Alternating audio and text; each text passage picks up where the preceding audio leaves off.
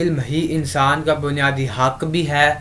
اس کی ضرورت بھی ہے۔ علم کے بغیر نہ کسی معاشرے کی ترقی ممکن ہے، نہ کسی قوم کی ترقی ممکن ہے۔ علم ہی کے ساتھ کسی قوم کی ترقی بھی ممکن ہے، کسی معاشرے کی ترقی بھی ممکن ہے۔ علم حاصل کرنے کا مقصد ہرگز یہ نہیں کہ ڈگری حاصل کی جائے، بلکہ اس کے ساتھ تہذیب، تمیز اور اخلاق سیکھنا بھی شامل ہے۔ علم ہی وہ زیور ہے جو انسان کا کردار سنوارتا ہے، علم ہی انسانیت سکھاتا ہے، علم انسان کی ذہنی نشوونما کرتا ہے، علم انسان کو خدا پرستی سکھاتا ہے، علم انسان کو عبادت سکھاتا ہے، علم انسان کو محبت سکھاتا ہے، علم انسان کو خلوص سکھاتا ہے، علم انسان کو وفاداری سکھاتا ہے، اور علم انسان کو ہمدردی سکھاتا ہے۔ اور علم جس کے اندر داخل ہو جائے اس کو متکبر نہیں بناتا، بلکہ جہالت جس کے اندر داخل ہوتی ہے وہ اس کو متکبر بناتی ہے، اور علم جس کے اندر داخل ہو جائے وہ سادگی اختیار کرتا ہے، علم جہالت کے اندھیروں سے نکالتا ہے۔ علم حاصل کرنے کا مطلب مختلف چیزوں کو جاننا اور اپنے علم سے دنیا کو اور دین اسلام کو تلاش کرنا ہے۔ اس لیے اللہ پاک نے قرآن مجید فرقان حمید برہان رشید میں علم والوں کی شان بیان کی۔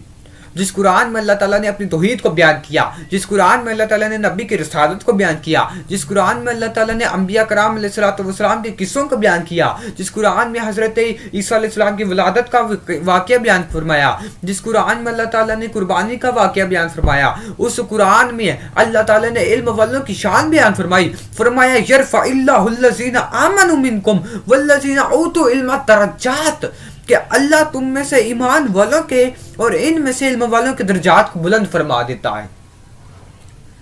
تو محترم جناب صدر، پتہ کیا چلا کہ علم والے مومنون کے درجات سے زیادہ بلند اور فضیلت والے ہیں۔ تو کسی شاعر نے کیا خوب کہا ہے کہ تیرے علم و محبت کی نہیں ہے انتہا کوئی،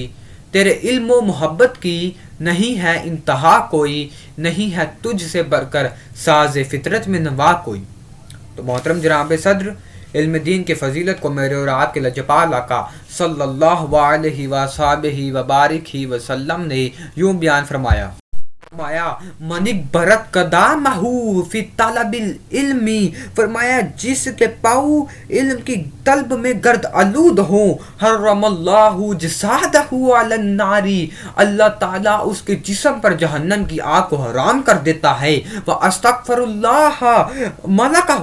اور اس کے لیے فرشتے استغفار کرتے ہیں، وایات فی طلبہ مات شہیدا،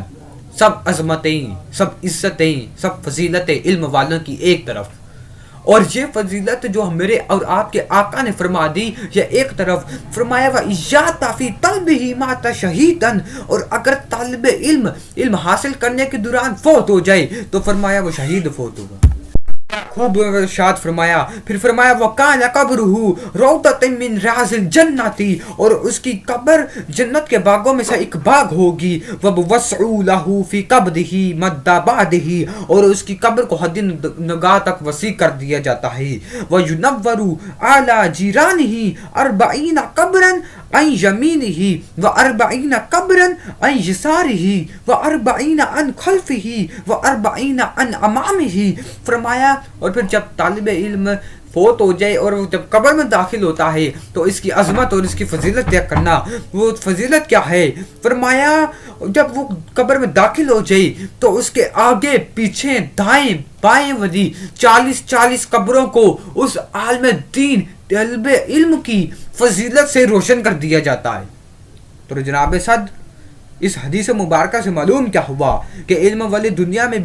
بلکہ قبر و آخرت میں بھی علم والوں کو اللہ تعالیٰ نے عزتیں اور شانیاں عطا فرمائی ہیں۔ تو خوش نصیب ہیں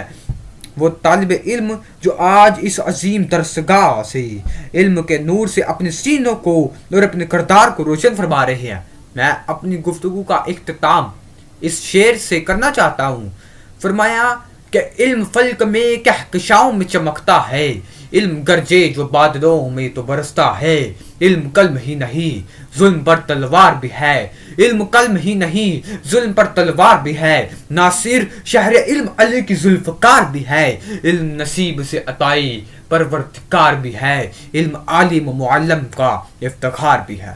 دعا ہے اللہ تعالیٰ سے، اللہ تعالیٰ ہم سب کو صحیح معنوں میں علم سیکھنے اور اس پر عمل کرنے کی توفیق عطا فرمائے۔ وآخر دعوانا ان الحمد للہ رب العالمین۔